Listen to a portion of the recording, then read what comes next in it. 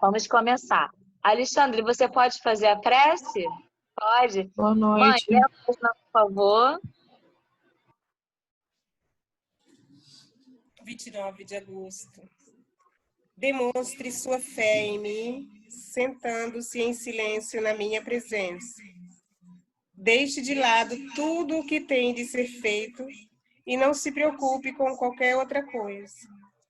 Esse tempo sagrado ao meu lado o fortalece e o prepara para encarar o que quer que o dia lhe traga. Ao concentrar-se em mim, antes de iniciar suas atividades diárias, você afirma a minha presença. Esse ato de fé, esperar antes de agir, é notado no mundo espiritual, onde sua demonstração de fé enfraquece os principados e os poderes das trevas. A melhor maneira de resistir ao mal é se aproximar de mim. Quando você precisa agir, eu o guiarei por meio do meu espírito e da minha palavra. O mundo é tão complexo e agitado que você pode facilmente perder o rumo. Inúmeras atividades desnecessárias consomem sua energia. Quando passa algum tempo ao meu lado, restauro seu senso de direção. Ao me procurar em busca de orientação, permito que você faça menos e realize mais.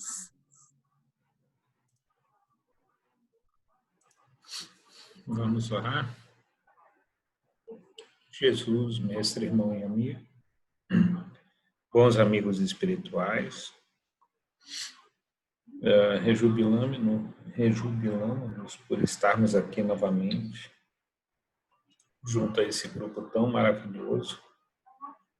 Pedimos o concurso do auxílio de cada um de vocês para que possamos continuar gerando luz internamente e externamente.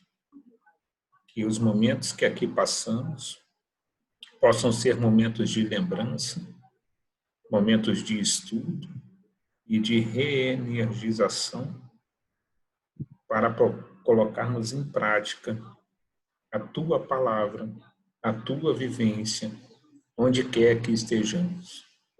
Que sejamos, Senhor, formiguinhas do teu exército, trabalhando em prol de todos. Obrigado por esse momento, obrigado por todas as dádivas que nos são dadas. Que assim seja. Graças a Deus.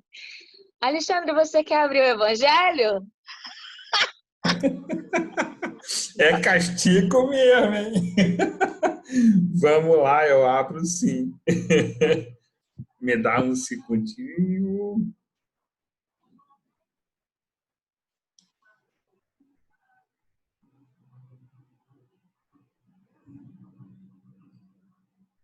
Ó, já está aberto aqui, deixa eu só ver. Capítulo 9, item 10.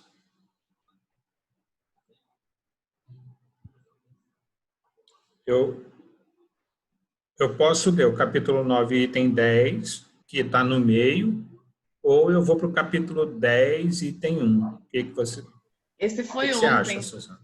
Não foi ontem? Ontem caiu esse, a cólera. A cólera foi ontem. Ah, é? É. Então, espera aí. Vamos lá. Vai no 10 e tem um. Que tal? Pode ser. Só um minutinho. Tá. Bem-aventurados os que são misericordiosos. Perdoai para que Deus vos perdoe. Podemos? Bem-aventurados os que são misericordiosos, porque alcançarão misericórdia. Se perdoardes aos homens as faltas que cometerem contra vós, também vosso Pai Celestial vos perdoará os pecados. Mas se não perdoardes aos homens quando vos têm ofendido, vosso Pai Celestial também não vos perdoará os pecados. Mateus, em cima primeiro, né? Mateus capítulo 5, versículo 7, Mateus capítulo 6, versículos 14 e 15. Se vosso irmão pecou contra vós, cobrai-lhe a falta em particular a sós com ele. Se vos atender, ganhastes o vosso irmão. Então, aproximando-se dele, disse-lhe Pedro: Senhor, quantas vezes perdoarei a meu irmão quando houver pecado contra mim? Até 7 vezes? Respondeu-lhe Jesus. Não vos digo que perdoeis até 7 vezes, mas até 70 vezes 7 vezes. Mateus, capítulo 18, versículos 15, 21 e 22. A misericórdia é o complemento da brandura, porque aquele que não for misericordioso não poderá ser brando, nem pacífico. Ela consiste no esquecimento e no perdão das ofensas. O ódio e o rancor denotam almas sem elevação e sem grandeza. Denotam almas sem elevação e sem grandeza. O esquecimento das ofensas é próprio da alma elevada que paira acima dos golpes que lhes possam desferir. Uma é sempre ansiosa, de sombria suscetibilidade e cheia de fel. A outra é calma, plena de mansidão e caridade. Ai daquele que diz, nunca perdoarei. Esse, se não for condenado pelos homens, certamente o será por Deus. Com que direito reclamaria o perdão de suas próprias faltas, se ele mesmo não perdoa as dos outros? Jesus nos ensina que a misericórdia não deve ter limites, quando diz que cada um perdoe a seu irmão não 7 vezes, mas 70 vezes 7 vezes. Há, porém, 2 maneiras bem diferentes de perdoar. Uma é grande e nobre, verdadeiramente generosa, sem segunda intenção, que evita com delicadeza ferir o amor próprio do adversário, ainda que a este caiba inteiramente a culpa. A segunda é quando o ofendido ou aquele que assim se julga impõe a outro condições humilhantes e lhe faz sentir o peso de um perdão que irrita, em vez de acalmar. Se estende a mão ao ofensor, não o faz com benevolência, mas com ostentação, a fim de poder dizer a todo mundo: vede como sois generoso? Em tais circunstâncias, é impossível uma reconciliação sincera de parte a parte. Não há aí generosidade, mas apenas uma forma de satisfazer ao orgulho. Em toda contenda, aquele que se mostra mais conciliador, que prova mais desinteresse, caridade e verdadeira grandeza de alma, conquistará sempre a simpatia das pessoas imparciais. Bom,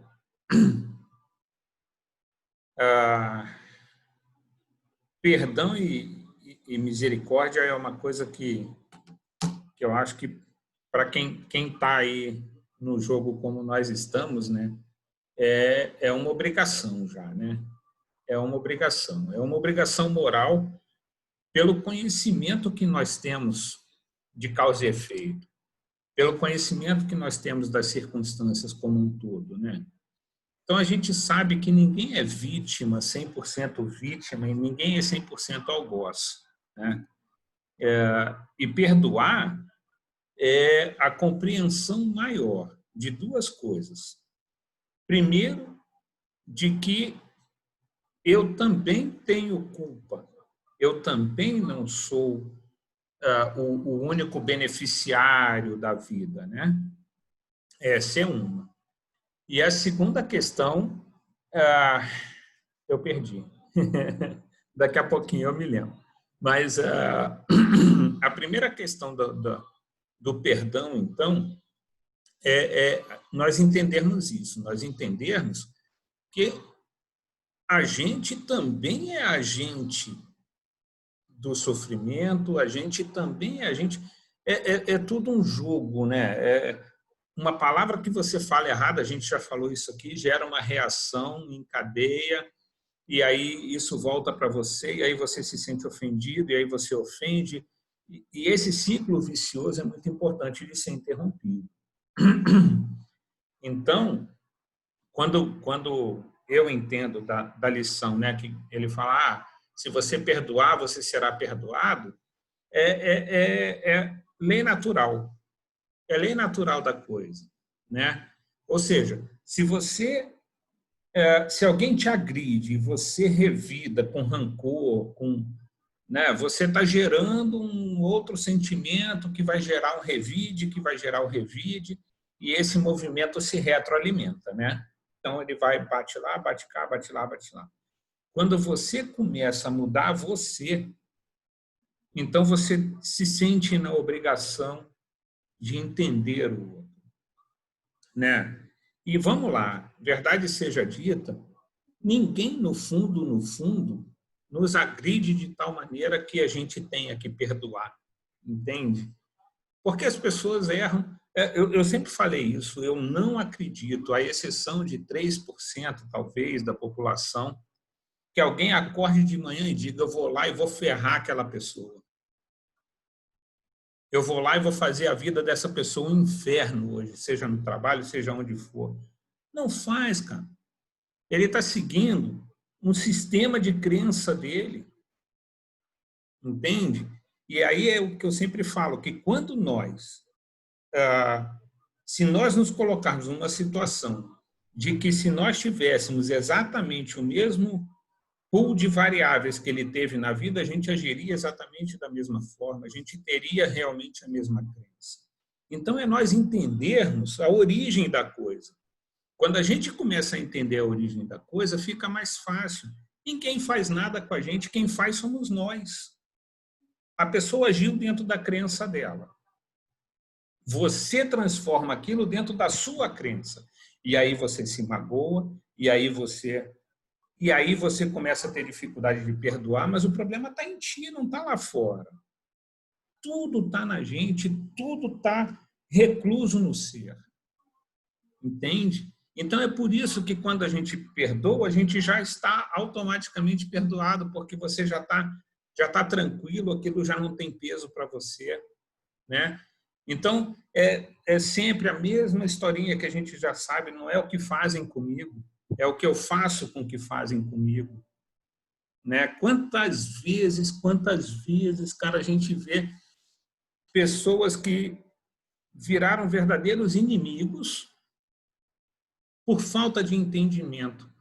E aí você senta, o Fantástico tinha um quadro legal, que era aquele quadro conciliação, alguma coisa assim, que botava lá duas pessoas que estavam em contenda, tal. Cara, em meia hora, algumas não resolviam, mas às vezes em meia hora de conversa estava resolvido o problema. É só ter boa vontade, sabe? Então, eu acho que esse é o direcionamento. Esse é o direcionamento. Ninguém faz nada com a gente. Ninguém magoa a gente. Ninguém machuca a gente. Quem machuca a gente são os nossos sistemas de crença. A pessoa tentou me fazer tal coisa. A pessoa fez isso comigo e, às vezes, a intenção da pessoa é totalmente diferente, né? Perdoar, para quem está no caminho de Cristo, perdoar é uma coisa natural, é uma não necessidade, né? Porque a gente entende que, poxa, tá tranquilo, segue o teu, eu sigo o meu. Lógico, gente, vamos lá. Existe um outro nível, que é um nível de violência real, né? Violência, a gente vê violência contra a mulher, violência... Ok. Isso é violência, isso é agressão, mas ainda assim, para nós reencarnacionistas, a gente não pode ser simplista de achar que um é o algoz, o outro é a vítima. Em algum momento isso se mistura.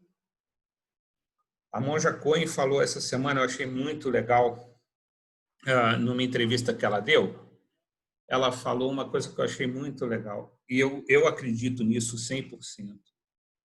Você sentir pena do cachorrinho que foi abandonado na rua, qualquer um sente.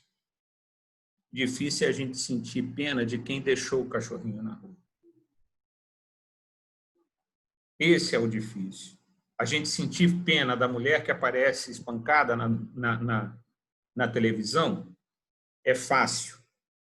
A gente sentir pena da doença que levou uma pessoa a agir daquela forma é difícil. mas é quando a gente começar a chegar nesse patamar que a gente vai começar a mudar nosso jogo.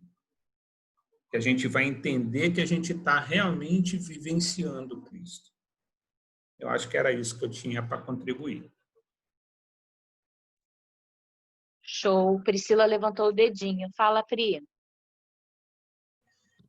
O Alexandre falou mais ou menos o que até que eu ia falar. Eu acho também que essa questão de perdoar, não necessariamente você precisa conviver com aquela pessoa, né? Essa questão do perdão e que você tem que ser melhores amigos. Eu acho que você perdoar, na verdade, é você compreender a deficiência ou a falha do outro, né? E seguir, de repente, se ele não está de acordo com aquilo que você acredita, né? Com a forma como você vive, ok. Você não é obrigado a conviver com aquela pessoa. Você perdoa e cada um na sua. Ele vive a vida dele, você vive a sua, mas quando se encontrarem, né? A paz está ali, né? Tá aquela coisa pacificada, né? A educação está ali e ponto final. Porque às vezes quando a pessoa acha que tem que perdoar porque eu tenho que amar, porque eu tenho que conviver, nada disso.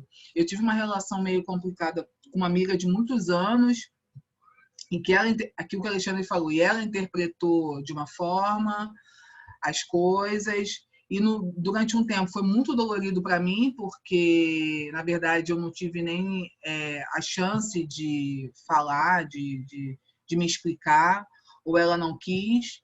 E aí demorou muito tempo até tudo assim, meio que se resolver na minha cabeça.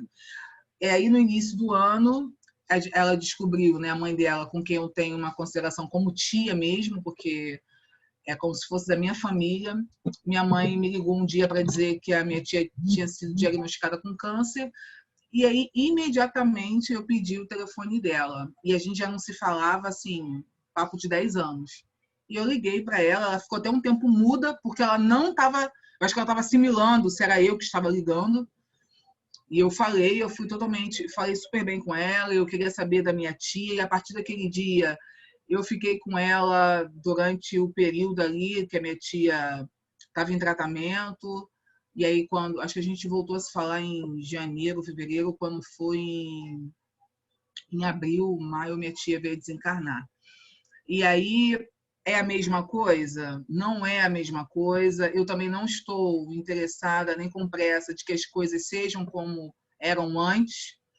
Mas, assim, no momento mais difícil, estávamos juntas ali, tivemos uma história muito legal lá atrás, e a gente está vivendo dentro do tempo, né? Ela teve lá as razões dela, não estou aqui para ficar questionando.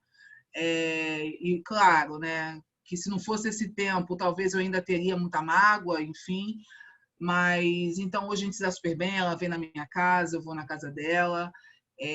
Muita coisa a gente perdeu da vida uma da outra, mas enfim, agora estamos aí seguindo, vamos ver como é que vai ser daqui para frente. A vida se encarrega disso, ninguém está forçando nada, então a gente se fala, de vez em quando vem aqui, eu estou com ela e vamos embora. Se tiver que ser como antes, vai ser, se também não tiver que ser, faz parte da vida. E o importante é que estávamos juntas no momento mais importante, onde ela precisava, né? Minha tia viu a gente junta de uma certa forma, porque a minha tia até ficou muito emocionada por ver que estávamos ali unidas naquele momento, e é isso que importa. E aí o que foi lá atrás já foi, e vamos seguir, né? Perfeito. Alguém mais gostaria de falar sobre o tema de hoje? Levante o dedinho. Danielson. Eu gostaria de lembrar que eu acho que, para mim, vou falar de mim, né? Dos ensinamentos do Cristo, assim, são muito complexos, né? Mas esse, assim, eu acho que é especialmente difícil, por vários pontos de vista, porque Jesus aqui ele está falando do perdão ilimitado até chegar a Deus, né? Quer dizer, isso não cessa, porque a gente não poderia considerar que o perdão, essas coisas, tem a ver com tão somente com a lei de causa e efeito, porque Jesus, tendo reencarnado, ele não tinha dívida nenhuma, né? No entanto, sofreu uma série de coisas a gente sabe só o fato de seguir o bom caminho, a boa nova, a gente vai ter desafio e vai encontrar adversários cruéis, né? Muitas vezes encarnado, às vezes desencarnado, na maioria das vezes desencarnado.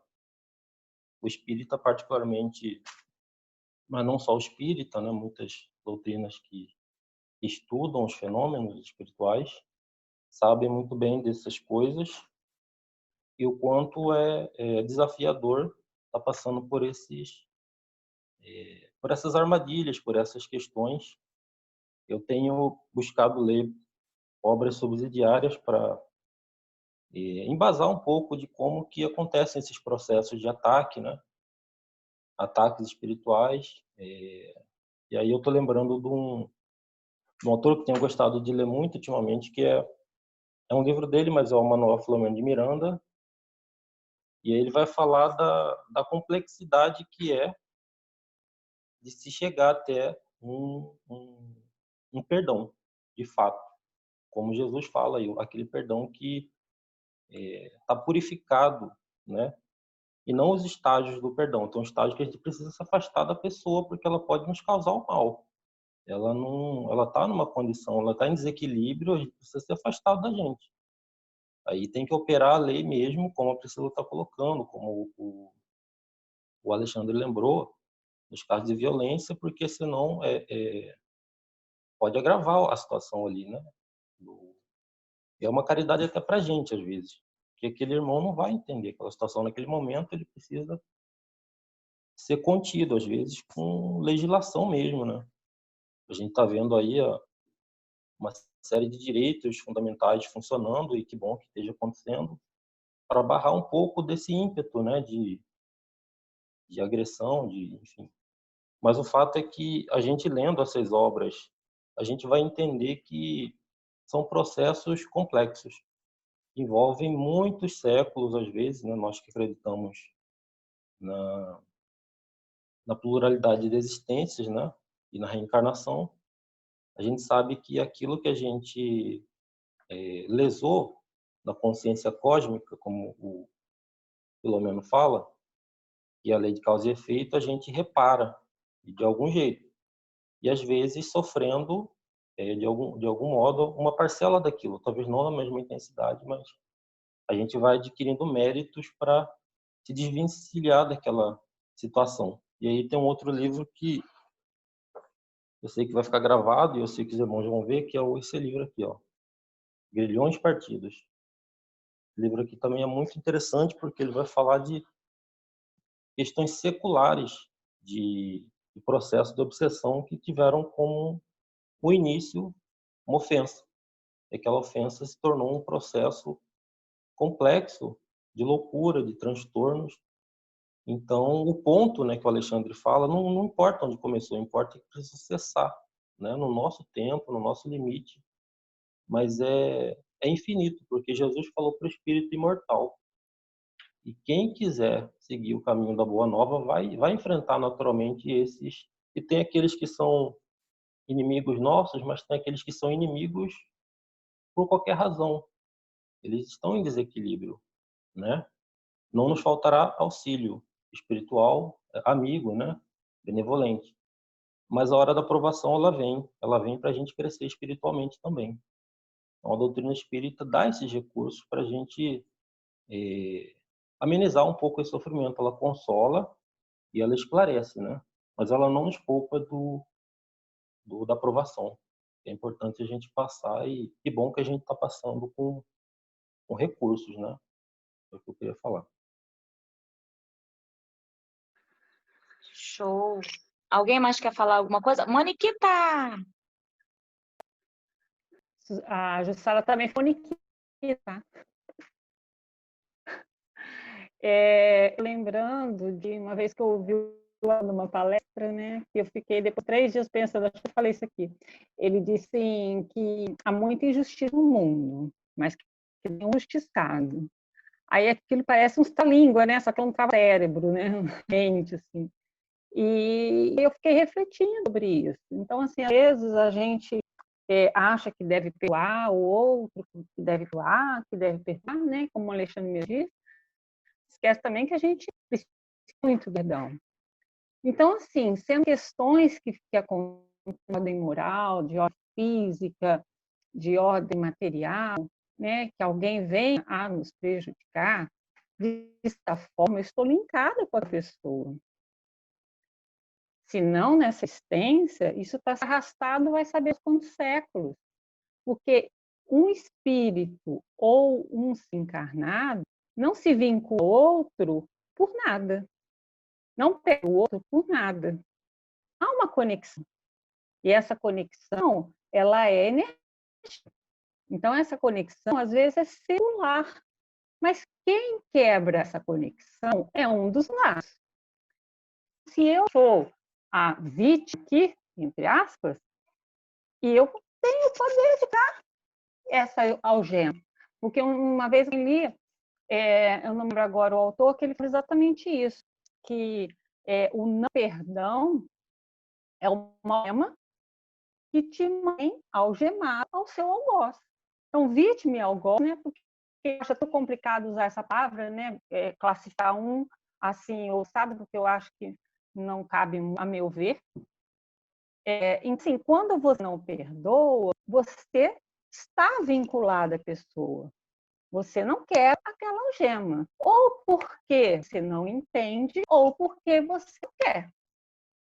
Porque, às vezes, o papel de vítima é confortável, o papel de vítima não responsabiliza, né? Então, a gente tem que analisar isso, às vezes, de uma durifia, né? Ver até quão confortável ser a vítima, até quanto é confortável que aquela pessoa persegue. A gente tem que fazer essa análise, porque tem, o Nelson pode até dizer melhor, e até na psicologia, até uma situação essa, né, que é causa secundária, né, que a pessoa prefere um estado de sofrimento porque ela um retorno. Então, assim, nós temos esse esclarecimento da doutrina, nós que somos reencarnacionistas, a gente tem que ter essa convicção. Se eu tenho uma pessoa que me segue nesta vida, eu tenho um link com essa pessoa, eu tenho conexão com essa pessoa, ou seja, nessa ou em outras existências. A gente viu no filme, a gente sabe da história do Divaldo, né, Máscara de Ferro. O Máscara de Ferro perseguia ele porque lá atrás eles tiveram uma opção. O Divaldo, o que ele fez? O Divaldo riu e o Divaldo perdoou. Só que o Máscara de Ferro não perdoou. O Máscara ficou perseguindo ele. Só que com o comportamento dele, Divaldo, ele conseguiu neutralizar as ações do Máscara de Ferro nele. Até chegar um momento, né, que o Divaldo colhe o espírito dele e aí há a total reconciliação. Então, assim, a gente ter essa ideia de perdão, colocar, se alguém me fez uma coisa, analise a situação, mas friamente mesmo. Eu fiz alguma coisa nessa existência? Não. Se eu fiz nessa existência, vai lá e conversa. Eu não gosto, assim, as pessoas falam perdão é uma coisa difícil, para mim, sinceramente, coração, não é.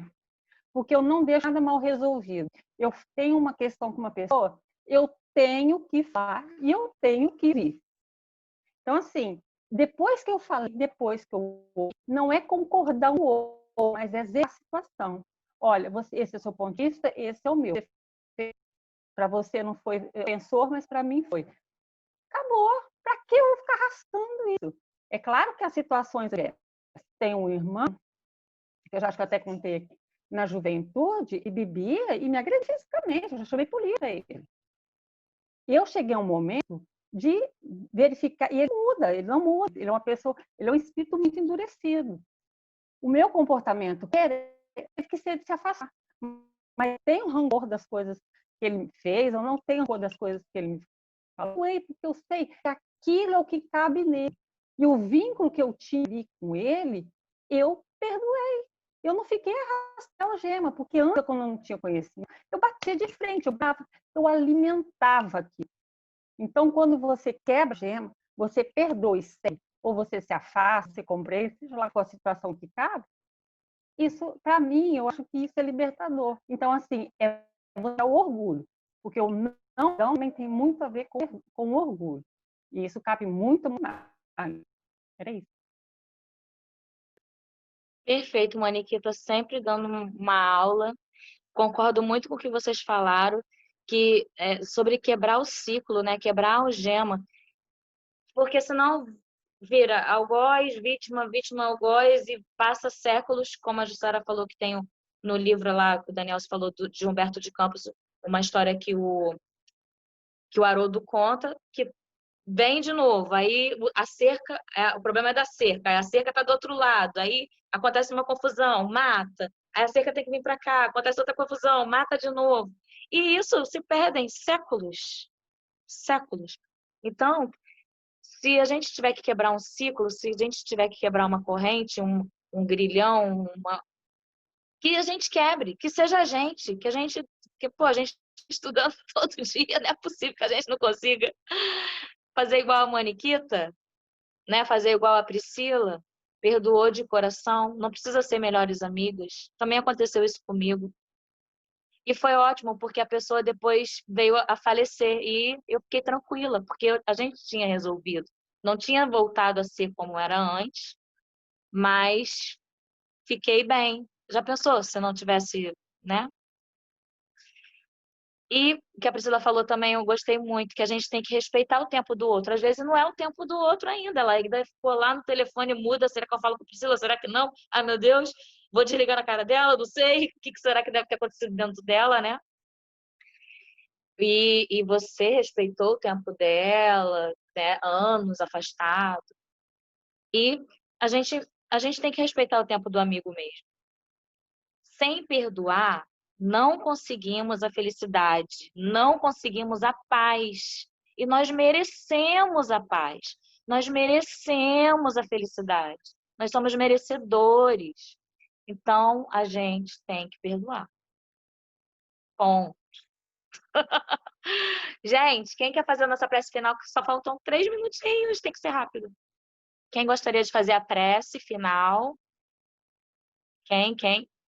Vou escolher, hein? Levante seu dedinho. Luciane, Beta. Ah, eu já ia escolher a Luciane. Beta, Priscila levantou a mão. Ah!